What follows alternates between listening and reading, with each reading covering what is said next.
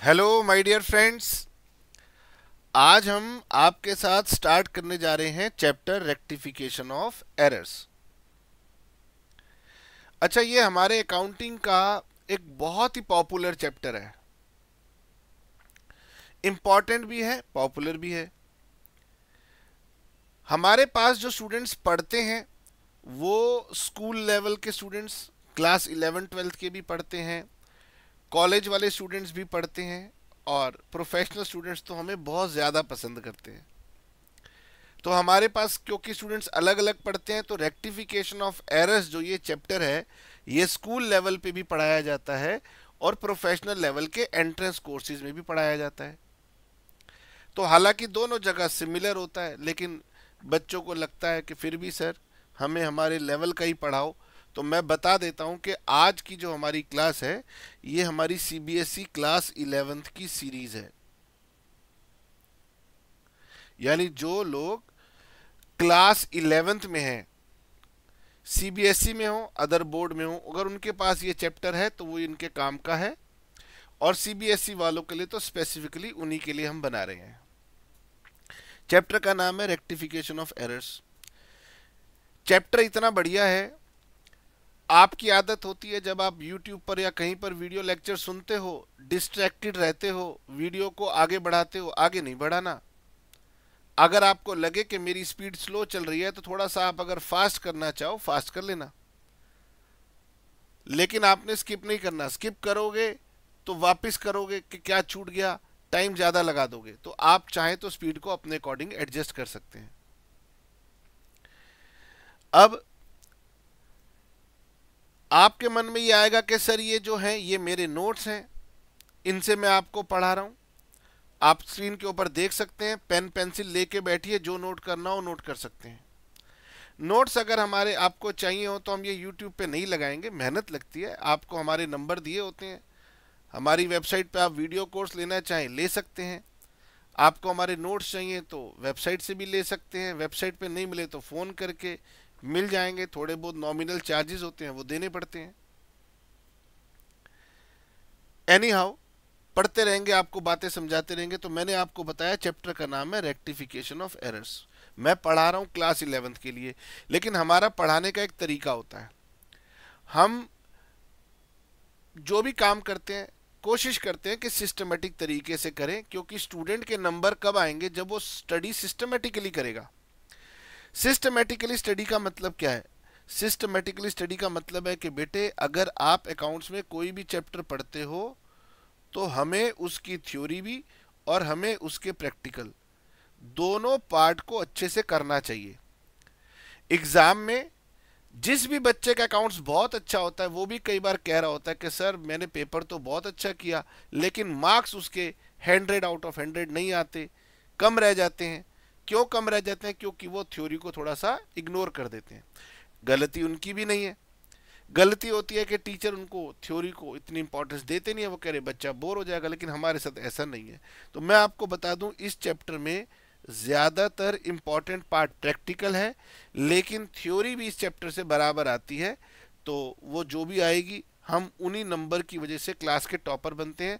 तो पहले आज की क्लास में मैं थ्योरी समझाऊंगा रेक्टिफिकेशन ऑफ एरर्स की, और फिर नेक्स्ट क्लास से हम इसके प्रैक्टिकल पार्ट को कवर करेंगे। तो आपको समझ में आ गया। आज मैं आपके साथ थ्योरेटिकल कंसेप्ट्स की बात करूंगा। सर एरर का मतलब क्या होता है? आपके अकाउंटिंग का एक प्रोसीजर आपने सीखा है। आपको पता है कि हमारे बिजनेस में अगर कोई भी ट्रांजैक्शन हो या कोई भी ऐसा इवेंट हो तो हम पहले उसकी बनाते हैं जर्नल एंट्री। जर्नल एंट्री में डेबिट और क्रेडिट दोनों पार्ट हम पहले जर्नल में रिकॉर्ड करते हैं। फिर जर्नल के बाद हम लोग बनाते हैं लेजर। लेजर के अंदर हम अलग अलग लेजर बनाते हैं। एक अकाउंट में हम डेबिट करते हैं तो दूसरे अकाउंट में हम क्रेडिट करते हैं। ये काम हम पूरा साल करते रहते हैं।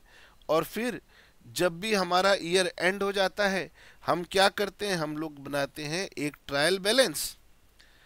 और फिर हमारा जो ट्रायल बैलेंस है इसकी दो साइड होती हैं और ये हमारा ट्रायल बैलेंस इक्वल आना चाहिए। कंसेप्ट कहता है इक्वल आना चाहिए, डबल एंट्री सिस्टम है, आपने डेबिट क्रेडिट दोनों रिकॉर्ड किए हैं तो ये इक्वल आना चाहिए। और जब ये इक्वल आता है तो ठीक है, नहीं आता तो इसका मतलब साफ है, अगर ये दोनों इक्वल नहीं आ रहे तो इसका मतलब है कि हमसे कहीं ना कहीं कोई गलती हो गई। अब उस गलती को ढूंढना पड़ेगा और फिर उस गलती को सुधारना पड़ेगा। अब ढूंढने का काम हमें नहीं करना, क्योंकि हमें इस चैप्टर में क्वेश्चन बता देगा कि गगन बच्चों को समझा दो कि ये गलती हुई है, फिर हमने सीखना है उस गलती को सुधारना कैसे है। तो चैप्टर हो गया रेक्टिफिकेशन ऑफ एरर्स। गलती क्वेश्चन बताएगा, सुधार कैसे करना है वो हम सिखाएंगे। और सुधार कैसे करना है, सिंपल सी बात है, इसके लिए आपको बनानी पड़ती है रेक्टिफिकेशन एंट्री। बच्चा खुश होगा, कह रहे लो सर चैप्टर ही खत्म हो गया। अब ये रेक्टिफिकेशन एंट्री इतनी आसान नहीं है कि आप इतनी आसानी से बना लोगे। बच्चा कह रहे सर मैंने तो अपने ट्यूशन में पढ़ लिया, स्कूल में पढ़ लिया, मुझे बनानी आ गई। अरे अभी आपकी नॉलेज अधूरी है, इस चैप्टर में बहुत गहराई है। इस चैप्टर में जितना जाओगे उतना आपको सीखने को मिलेगा। बार बार कहोगे ओहो यार चैप्टर तो आता था, ये नया पॉइंट कहाँ से आ गया। इसमें बहुत गहराई है।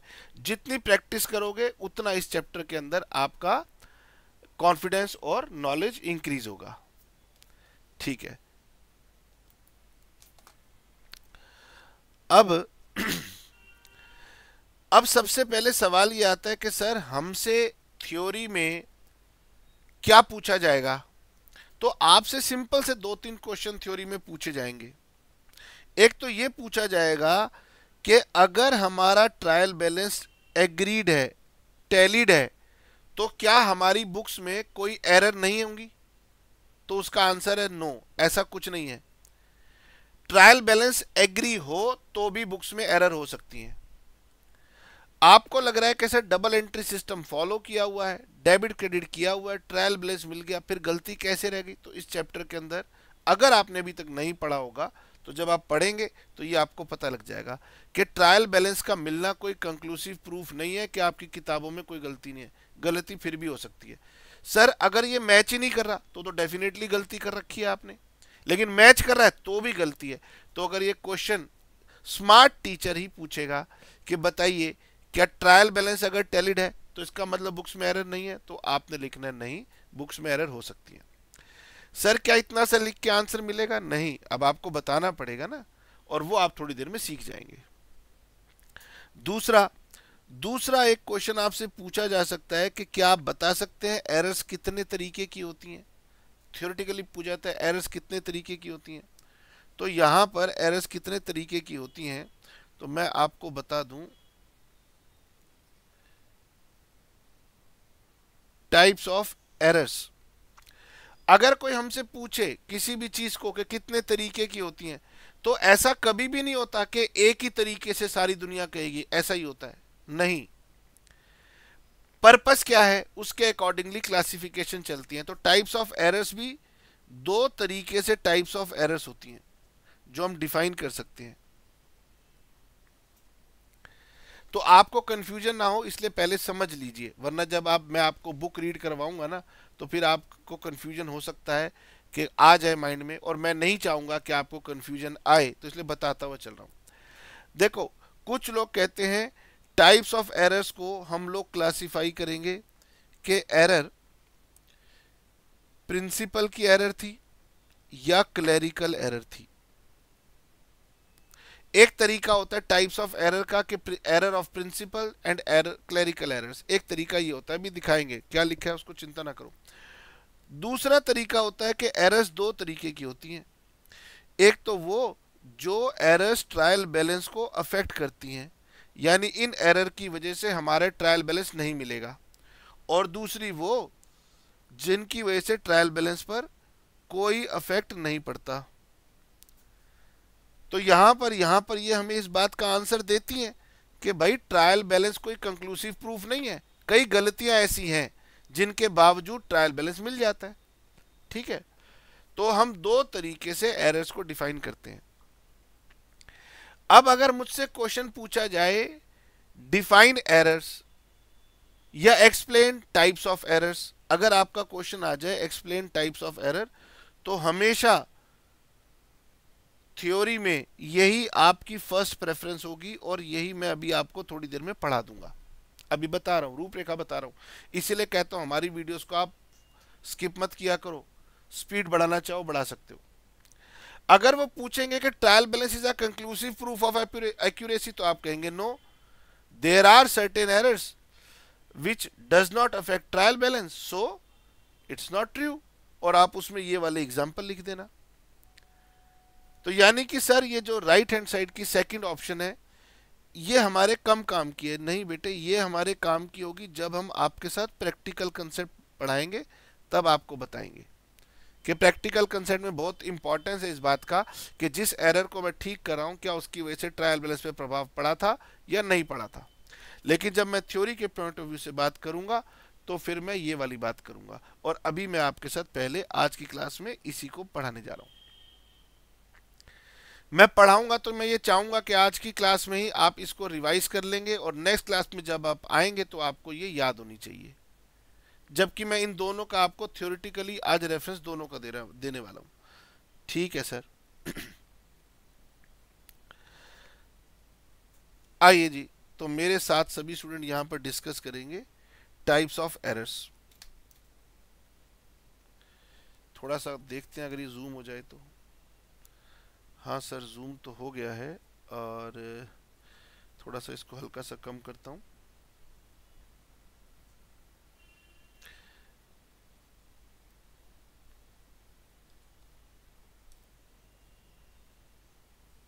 ठीक है,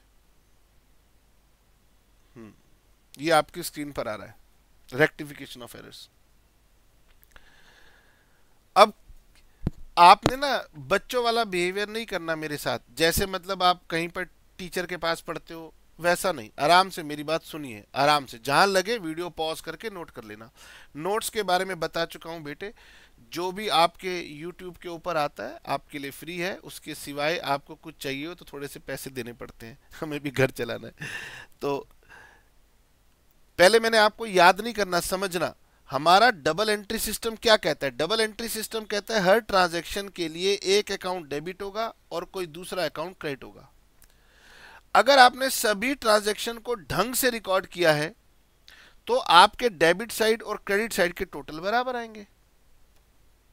यही तो हमारे अकाउंटिंग का प्रोसेस कहता है, और इसीलिए ट्रायल बैलेंस को प्रिपेयर किया जाता है टू चेक अरिथमेटिकल एक्यूरेसी। यानी ट्रायल बैलेंस केवल आपके जोड़ घटा की ही गारंटी दे सकता है कि भाई जोड़ घटा की गलतियां नहीं है, हालांकि ये भी पूरे तरीके से ट्रू नहीं है।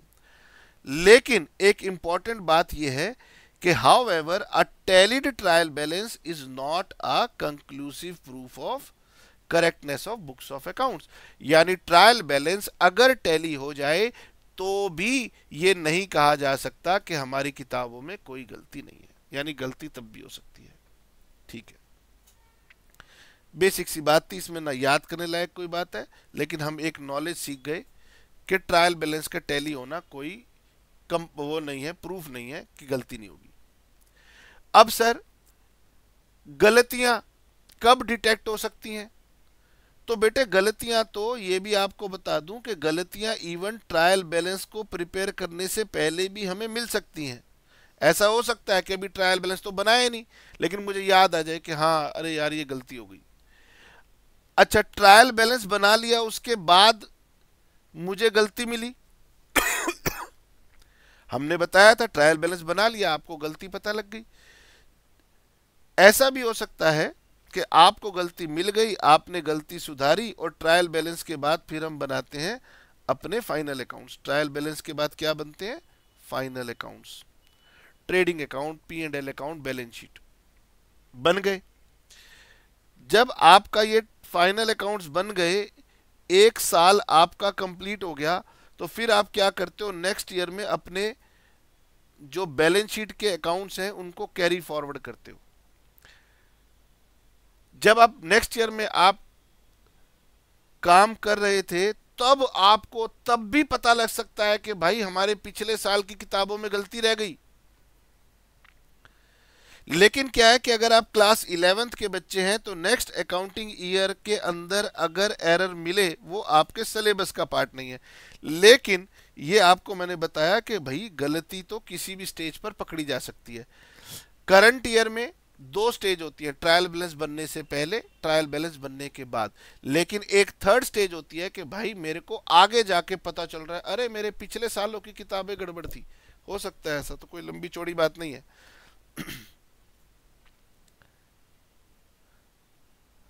सबसे जरूरी बात, सर एरर्स कितने तरीके की होती हैं? जरा मुझे बताओ। मैंने आपको बताया था ना कि मेरे पास दो दृष्टिकोण हैं, दो तरीके से मैं एरर्स की बात कर सकता हूं। लेकिन अगर कोई मुझसे टाइप्स ऑफ एरर पूछे तो मैं हमेशा यही वाला दृष्टिकोण पहले प्रेजेंट करूंगा। हमारी एरर्स ब्रॉडली हम कहते हैं कि दो पार्ट्स में डिवाइड करते हैं। एक को बोलते हैं एरर्स ऑफ प्रिंसिपल और दूसरी बोलते हैं क्लरिकल एरर्स। वो कह रहे कि गगन देखो, अकाउंटिंग के एक अपने सिद्धांत हैं, एक अपने प्रिंसिपल्स हैं। मैंने कहा बिल्कुल है। अब आपने अकाउंटिंग के सिद्धांत को ढंग से समझा नहीं, आपने अकाउंटिंग के प्रिंसिपल को ठीक से पढ़ा नहीं, और फिर आपने उसको जब पढ़ा ही नहीं ठीक से तो फिर आप क्या लगाते, आपने गलती कर दी।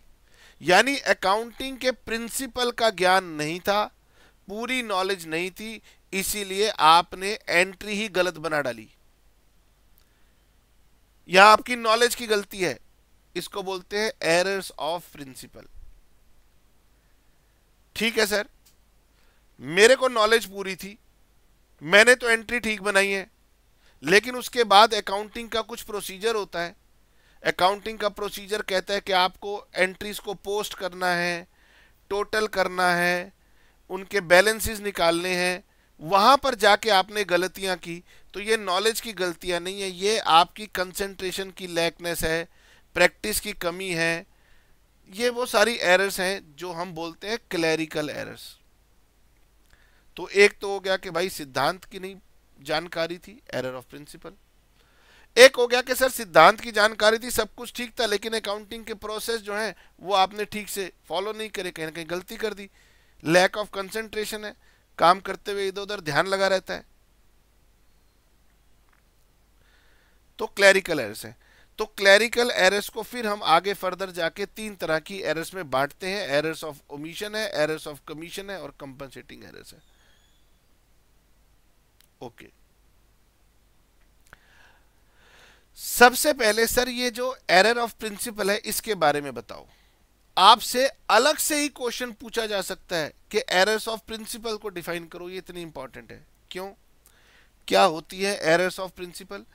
एरर्स ऑफ प्रिंसिपल कहती हैं कि जब कोई पर्सन रेवेन्यू एक्सपेंडिचर को कैपिटल एक्सपेंडिचर समझ लेता है, या वाइसा वर्सा, मतलब इसका उल्टा कर देता है, यानी वो कैपिटल एक्सपेंडिचर को रेवेन्यू एक्सपेंडिचर समझ के एंट्री बना देता है, तो ऐसी गलतियां कहलाती हैं एरर्स ऑफ प्रिंसिपल। और एग्जांपल दिया है कि मान लो आपने कोई फिक्स्ड एसेट्स का सेल किया, लेकिन आपने उसको सेल्स में दिखा दिया। ये सारी गलतियां क्या बन जाएंगी? एरर्स ऑफ प्रिंसिपल बन जाएंगी, यानी आपके सिद्धांतों की कमी है। अब यहां पर दो इंपॉर्टेंट बात आती है कि क्या हमारे बच्चे इतने इंटेलिजेंट हैं कि वो हमें ये बता पाए सर कैपिटल एक्सपेंडिचर क्या होता है और रेवेन्यू एक्सपेंडिचर क्या होता है? ये आपको रिकॉल करना है। मैं एरर रेक्टिफिकेशन ऑफ एरर पढ़ा रहा हूं तो इसके बारे में एक ब्रीफ दूंगा। रेवेन्यू एक्सपेंडिचर का मतलब होता है खर्चा, और कैपिटल एक्सपेंडिचर का मतलब होता है एसेट्स। यानी कि जब आप खर्चे और एसेट में अंतर नहीं कर पाए, आपने क्वेश्चन आएगा कि repairs to machinery, repairs to machinery debited to machinery account, यानी आपकी मशीन खराब हुई, आपने रिपेयर कराई, खर्चा थोड़ा ज्यादा लगा, आपने उठा करके मशीन अकाउंट के नाम से उसको डेबिट कर दिया। अरे भाई खर्चा कम हो या ज्यादा हो, खर्चा तो खर्चा होता है। रिपेयर को रिपेयर में दिखाना चाहिए था, आपने मशीन में दिखा दिया, तो आपकी गलती हुई। एंट्री होनी चाहिए थी रिपेयर टू कैश, लेकिन आपने समझ ली machinery account debit to cash, तो आपने गलती कर दी ना। ओ सर, यानी रिपेयर का खर्चा था लेकिन मैंने मशीन के नाम से दिखा दिया। मैंने कहा नाम गलत दिखाया आपने, क्योंकि आपके प्रिंसिपल की नॉलेज ठीक नहीं थी, आपने अमाउंट के हिसाब से एंट्री बना दी। अच्छा, तो इसमें हुआ क्या, ट्रायल बैलेंस पे कोई प्रभाव नहीं पड़ा, बस किसी और के नाम की जगह किसी और का नाम आया है, इसलिए ट्रायल बैलेंस पे कोई प्रभाव नहीं है, जोड़ घटा भी बराबर चलेगा। अब अकाउंटेंट ने समझ लिया कि बेटे अमाउंट का कोई फर्क नहीं है, रिपेयर तो रिपेयर होती है, एसेट एसेट होता है। अब हुआ कि आपने रिपेयर्स कराई, overall charges for old machine purchased या wages paid for construction of building. अब हमें पता है वेजेस और सैलरीज खर्चा होते हैं, wages paid for construction of newly building, तो आपने वेजेस जैसे ही पढ़ा वेजेस के अकाउंट में डेबिट कर दिया। अब लेकिन यहां पर वेजेस किस काम के लिए बन रही थी, बिल्डिंग बनने के लिए बन रही थी, तो अब वेजेस वेजेस नहीं बिल्डिंग के नाम से डेबिट होनी थी। अकाउंटेंट ने बोला सर पिछली बार तो आपने कहा था खर्चे को खर्चा दिखाओ, अब की बार कह रहे हो खर्चे को एसेट दिखाओ, तो मैं बोलूंगा अरे गूढ़ दिमाग, ढंग से तो पढ़ के आ chapter, capital expenditure revenue expenditure को समझ के तो आ। वो सर खुजला रहा है, कह रहा है सर ये कहाँ लिखा है, बेटे ये ज्यादातर तो इंट्रोडक्शन चैप्टर में होते हैं, ये बात बताई जाती है, और दूसरा डेप्रिसिएशन चैप्टर के अंदर भी कैपिटल एक्सपेंडिचर रेवेन्यू एक्सपेंडिचर की बातें बताई जाती हैं। तो मैंने आपको हिंट दे दिया, ये आपको पढ़ना है। आपके एग्जाम में पक्का कभी ना कभी किसी ना किसी टर्म में किसी ना किसी टेस्ट में कैपिटल एक्सपेंडिचर रेवेन्यू एक्सपेंडिचर का मीनिंग, उसका डिफरेंस जरूर पूछा जाएगा, ये इतना इंपॉर्टेंट है। तो आज रेक्टिफिकेशन ऑफ एरर्स में एरर ऑफ प्रिंसिपल पढ़ोगे और याद करोगे एरर ऑफ प्रिंसिपल क्या होती है, treating revenue expenditure as capital expenditure और treated capital expenditure wrongly as revenue expenditure. और साथ ही साथ एक अलग से काम और करोगे, कैपिटल एक्सपेंडिचर रेवेन्यू एक्सपेंडिचर को प्रॉपर्ली ढूंढ के याद करोगे। अगेन वही रूल लग जाएगा, तुम्हें नहीं मिलती तो तुम्हारी प्रॉब्लम है, मुझसे नोट्स चाहिए तो फोन कर लेना, मैसेज कर देना व्हाट्सएप पे, थोड़ा सा प्राइस पे करना पड़ेगा, नोट्स मिल जाएंगे। ठीक है सर, आगे बढ़ते हैं। अच्छा, फिर आप ये कहोगे कि सर अगर हमें पढ़ने में दिक्कत आ रही तो कोई ऐसी बात नहीं, ये सब बुक में लिखा हुआ है, मैं आपको दिखाता हूँ, 2 मिनट दिखाता हूँ। ये देखो, ये हमारी बुक है, टीएस ग्रेवाल सर की बुक है। आपके पास जो भी बुक होगी हर एक बुक में ये लिखा होता है। ये देखो एरर्स, ये देखो एरर्स कौन सी होती हैं जो मैं बता रहा हूं, ये वही एरर्स लिखी हुई हैं। क्या इन्होंने डायग्राम बनाया हुआ है, तो हाँ इन्होंने भी डायग्राम बनाया हुआ है। थोड़ा सा आगे चलेंगे तो आपको ये यहाँ पर डायग्राम बना हुआ मिल जाएगा। ये लीजिए, ये डायग्राम दिखाई दे रहा है आपको, बना रखा है ना बुक ने, आपकी बुक में भी बना हुआ है। तो ये हमारी सबसे ज़्यादा पॉपुलर बुक है, आपके पास भी यही वाली बुक होगी। ठीक है, और इसमें अगर आप पढ़ेंगे तो यहाँ पर आपको एरर ऑफ प्रिंसिपल मिल जाएगी, और यहाँ लिखा हुआ है एरर ऑफ प्रिंसिपल का मतलब होता है treating revenue expenditure as capital expenditure. मैंने भी जो चार्ट बनाया है वो यहीं से देख करके बनाया है, थोड़ा सा इसके अंदर अंतर है। बुक ने बनाते समय बहुत मेहनत करी, लेकिन थोड़ी जगह पर बुक को छूट गया होगा, वो मैंने उसमें इंक्लूड कर दिया, बल्कि वो चार्ट 90% यही सेम है। ठीक है सर, अब अगर आपके अकाउंटिंग की नॉलेज ठीक थी तो फिर दूसरी जो गलतियां बच गई उन गलतियों को ग्रुप करके हमने एक कैटेगरी बना दी, क्लैरिकल एरर्स, यानी कि ये क्लैरिकल एरर्स हैं। अब ये क्लैरिकल एरर्स जो है ना, आपको बुक में ये टर्म लिखी नहीं हुई, तो मैंने इसलिए बताया थोड़ा बहुत चेंजेस है। ये सारी एरर्स हमारी क्लैरिकल एरर्स का पार्ट बनती हैं। अब सर क्लैरिकल एरर्स में क्या क्या एरर हो सकती हैं? क्लैरिकल एरर में एक एरर होती है एरर ऑफ ओमिशन। ओमिशन का मतलब क्या होता है? ओमिशन का मतलब होता है भूल जाना, छूट जाना। तो एरर ऑफ ओमिशन यानी आप भूल गए। अब भूल कैसी थी? भूल ऐसी थी जिसकी वजह से मैं डेबिट में भी भूल गया इफेक्ट डालना और क्रेडिट में भी भूल गया इफेक्ट डालना। तो अकाउंटिंग के दो हिस्से हैं, एक डेबिट है और एक क्रेडिट है, और मैं ये दोनों हिस्से ही भूल गया, तो इसे नाम देंगे कंप्लीट ओमिशन। अगर आप डेबिट और क्रेडिट दोनों हिस्से भूल गए तो ये क्या हो गया? Complete omission. और जब ना कुछ डेबिट हुआ ना कुछ क्रेडिट हुआ तो ट्रायल बैलेंस के मिसमैच का सवाल ही पैदा नहीं होता। यानी इस केस में ट्रायल बैलेंस आपका एग्री करेगा। अब दूसरा, सर भूल तो हुई लेकिन आधी भूल हुई, मतलब मैंने डेबिट तो कर दिया था लेकिन क्रेडिट नहीं किया था, मैंने क्रेडिट कर दिया था लेकिन डेबिट नहीं किया था, तो ऐसी भूल को हम बोलते हैं पार्शियल ओमिशन। और अगर आप ऐसी भूल करोगे कि आपने एक हिस्सा रिकॉर्ड कर दिया, यानी डेबिट कर दिया क्रेडिट भूल गए, क्रेडिट कर दिया डेबिट भूल गए, पार्शियल काम किया है, तो भाई ट्रायल बैलेंस के तो मैच होने का सवाल ही पैदा नहीं होता। तो ये बोलेगा trial balance will not agree. अब पार्शियल ओमिशन तो बहुत सरल है, आपने पोस्टिंग करनी थी डेबिट कर दिया क्रेडिट नहीं की, तो यार पोस्टिंग में आपने हाफ पोस्टिंग कर रखी है। कंप्लीट ओमिशन कब हो जाती है? कंप्लीट ओमिशन तब होती है जब आप या तो भूल गए, जर्नल में ही एंट्री डालना भूल गए, जर्नल में ही एंट्री नहीं लिखी, भूल गए, तो जर्नल में ही आप डेबिट और क्रेडिट दोनों बातें लिखते हो। जब जर्नल में ही नहीं लिखा तो आगे जाने का सवाल ही पैदा नहीं होता। अगर आपकी संस्था एक बड़ी संस्था है, एक अच्छी संस्था है, तो वो एक जर्नल की बजाय कई सारे जर्नल बनाती है, स्पेशलाइज्ड जर्नल बनाती है, जिसे हम बोलते हैं सब्सिडरी बुक्स। यानी कि आपने सब्सिडरी बुक्स के अंदर ही एंट्री नहीं लिखी, जैसे सेल की एंट्री सेल बुक में नहीं लिखी, परचेज की एंट्री थी परचेज बुक में नहीं लिखी। कैश बुक एक खास किस्म की बुक है जो जर्नल और लेजर दोनों में आती है। तो आपने किसी को पेमेंट कर दी, सबसे पहले कैश बुक में लिखना था, वही नहीं लिखा, जब वही नहीं लिखा तो वो कंप्लीट ओमिशन हो गई। तो जिनकी भी अकाउंटिंग की नॉलेज बेहतर होगी वो कहेंगे हाँ। अब क्या फर्क है, जब आप अपनी बुक में जाते हैं, मैं आपको आपकी बुक में दिखाता हूं, तो आपकी बुक कह रही है कि गगन सर जो एरर ऑफ ओमिशन है, एरर ऑफ ओमिशन है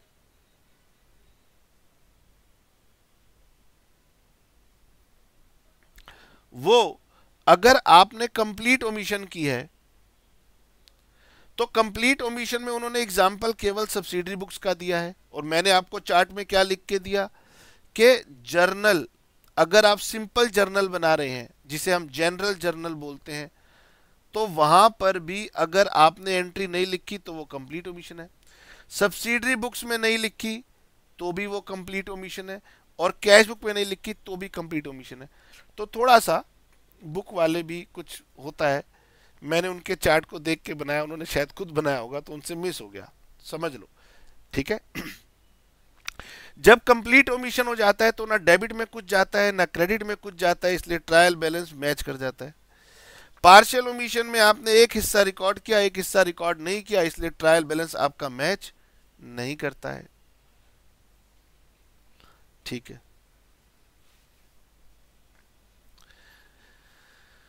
तो ये एक क्लैरिकल एरर है, एरर ऑफ ओमिशन एक क्लैरिकल एरर है, और इसके दो पार्ट हैं, कंप्लीट और पार्शियल। कंप्लीट के केस में ट्रायल बैलेंस एग्री कर जाता है, पार्शियल के केस में ट्रायल बैलेंस एग्री नहीं करता है।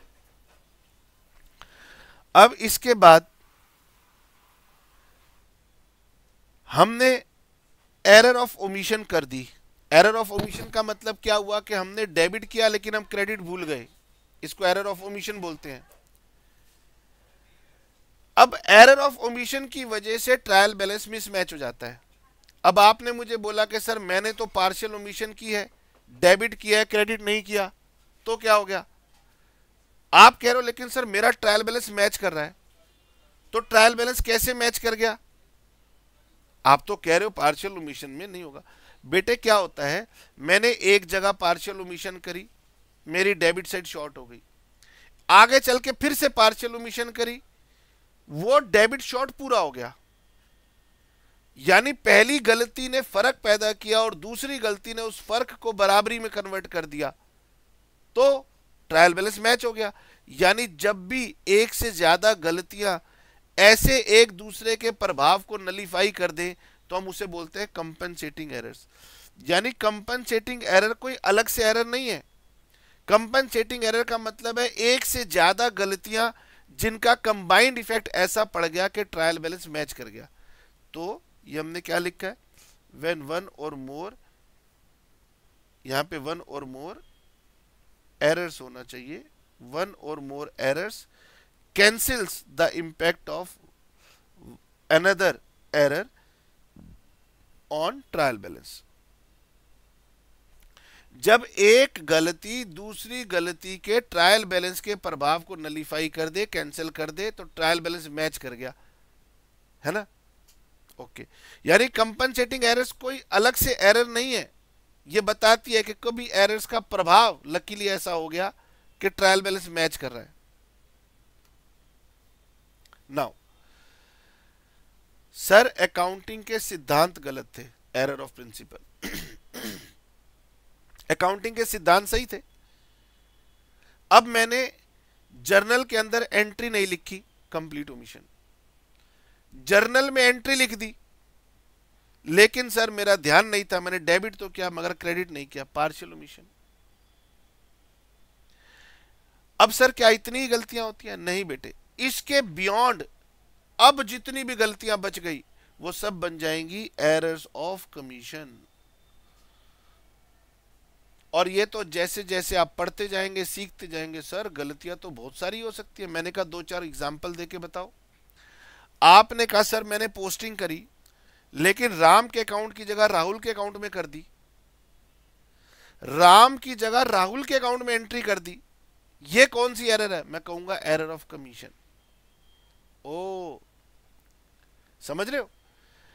आपने राम के अकाउंट को डेबिट करना था लेकिन राम के अकाउंट को क्रेडिट कर दिया, सर ये भी एरर ऑफ कमीशन. तो बहुत सारी एरर ऑफ कमीशन बहुत सारी हो सकती हैं, और मैंने कुछ के एग्जांपल यहां पर आपको दिए हैं. कुछ पढ़ लेते हैं, बाकी इतना कोई जरूरत नहीं, एग्जाम में आएगा तो ये आपने जो पढ़ा है ये आपने लिखना है, आपको फुल मार्क्स मिलेंगे. तो सर एरर ऑफ कमीशन कुछ एग्जांपल दो. तो मैंने लिखा राइटिंग रॉन्ग अमाउंट इन सब्सिडरी बुक्स या फिर जर्नल. मैंने 5,000 रुपए की सेल की थी 5,000 रुपए की, लेकिन सेल बुक में लिख दिया 7,000. तो 5,000 की जगह 7,000 लिख दिया, error of commission. Posting amount in wrong account, Ram की जगह राहुल के अकाउंट में पोस्ट कर दिया, कमीशन. लेकिन मैंने करेक्ट साइड पे किया, मतलब अगर राम डेबिट था तो मैंने राहुल को भी डेबिट किया. अगर राम की जगह राहुल को डेबिट किया और आपने सब्सिडरी बुक या जर्नल के अंदर अमाउंट गलत लिखा, तो इन दोनों गलतियों की वजह से आपका ट्रायल बैलेंस अभी भी मैच करेगा. इन दोनों का प्रभाव ट्रायल बैलेंस पे नहीं पड़ता. अच्छा, मैंने जब लेजर अकाउंट बनाया तो मैंने उसके टोटलिंग में गलती कर दी, टोटल निकालने में गलती कर दी. तो अगर आप टोटलिंग गलत करोगे, सब्सिडरी बुक्स की टोटल गलत करोगे, ठीक है, या फिर आप टोटल की वजह से अपने अकाउंट का बैलेंस गलत निकालोगे, तो ऐसी गलतियों की वजह से आपका ट्रायल बैलेंस मिसमैच करता है. तो आपने सब्सिडरी बुक्स का टोटल गलत निकाला, आपने लेजर अकाउंट का बैलेंस गलत निकाला.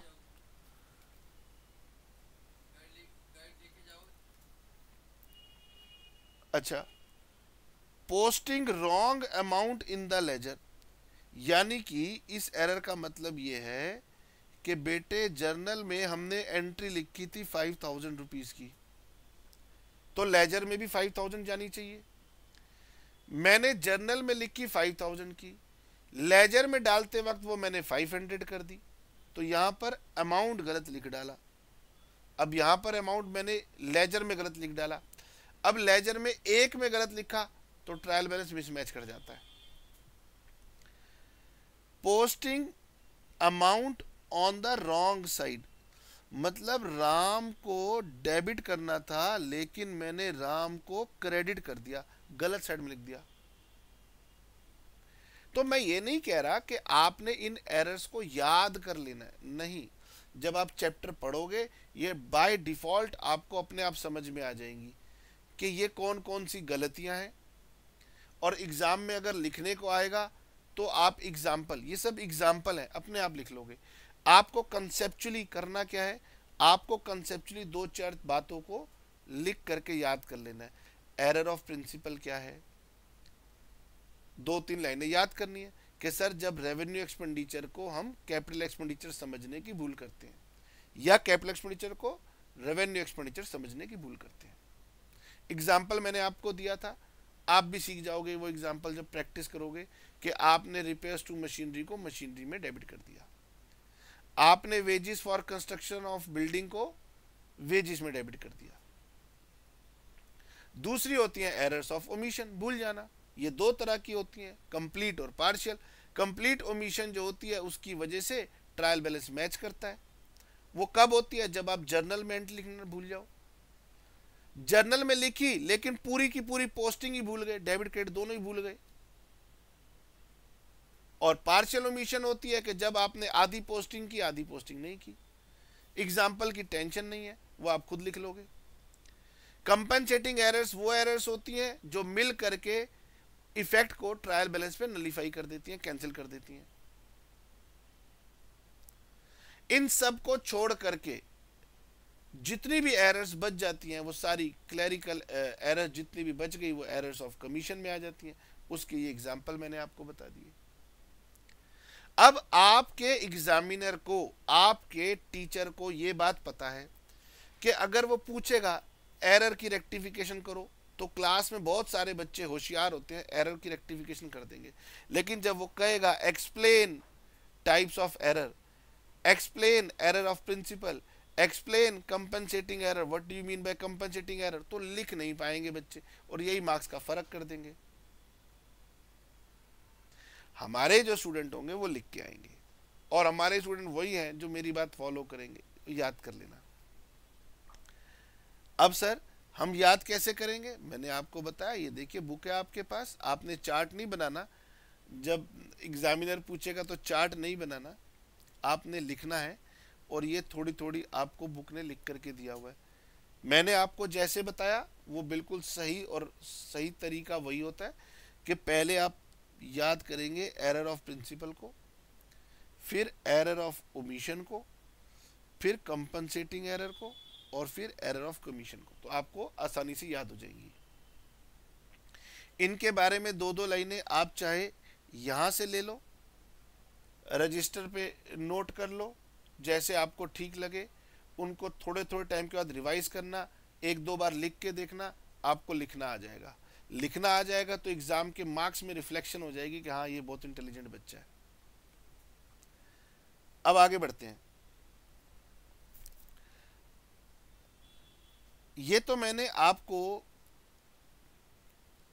वो दिखाया कि अगर एग्जाम में थ्योरी में लिखने के लिए आए तो आपने ये एरर ऑफ प्रिंसिपल और क्लरिकल एरर्स को ऐसे डिफाइन कर देना है।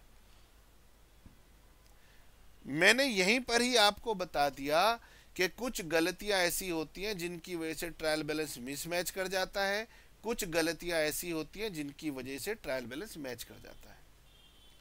अब इन गलतियों को जब हम कहें, जो एग्जाम्पल हमने पढ़े हैं, अब इसमें कोई लिखने वाला कंसेप्ट नहीं है, इसमें एग्जाम्पल होते हैं, तो वो भी 2 मिनट हम जाते हुए देख लेते हैं।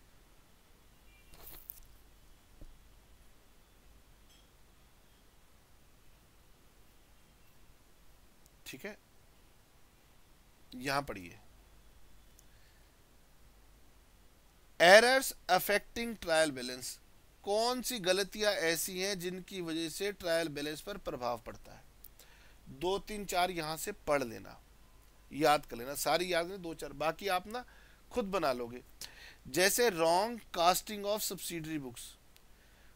कास्टिंग का मतलब होता है टोटलिंग, तो अगर आप सरल भाषा में लिखना चाहें तो wrong totalling of subsidiary books लिख देना, पूरे मार्क्स मिलेंगे। लेकिन होता है कि हम अपनी ज़्यादा दिखाना चाहते हैं, कई बार इंग्लिश अच्छी नहीं है फिर भी हम कहते नहीं हम कास्टिंग लिखेंगे, तो वहाँ कास्टिंग की जगह कॉस्टिंग लिख दोगे। अगर इंग्लिश अच्छी है तो कास्टिंग लिख देना, इंग्लिश अच्छी नहीं है, मेरी तरह हिंदी मीडियम स्कूलों से पढ़े हो तो टोटलिंग भी लिख सकते हो। Wrong balancing of an account, किसी एक अकाउंट की बैलेंसिंग गलत निकाली तो ऑब्वियसली बात है मिसमैच होगा। आपने रॉन्ग साइड के ऊपर अमाउंट को पोस्ट कर दिया, डेबिट की जगह क्रेडिट कर दिया, क्रेडिट की जगह डेबिट कर दिया। आपने गलत अमाउंट पोस्ट कर दिया, अमाउंट ही गलत पोस्ट कर दिया। आप सब्सिडरी बुक में से पोस्टिंग करनी भूल गए, आपने सब्सिडरी बुक्स का टोटली पोस्ट नहीं किया।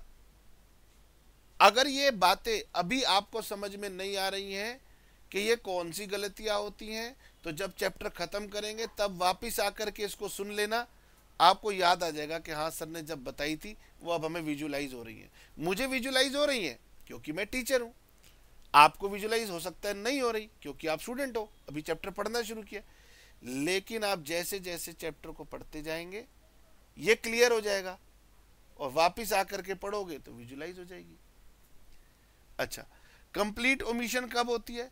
जब आपने एंट्री को सब्सिडरी बुक में नहीं लिखा, लेजर में नहीं लिखा, कैश बुक में नहीं लिखा, ये सब कंप्लीट ओमिशन के पार्ट होते हैं और इसकी वजह से ट्रायल बेस पे कोई फर्क नहीं पड़ता।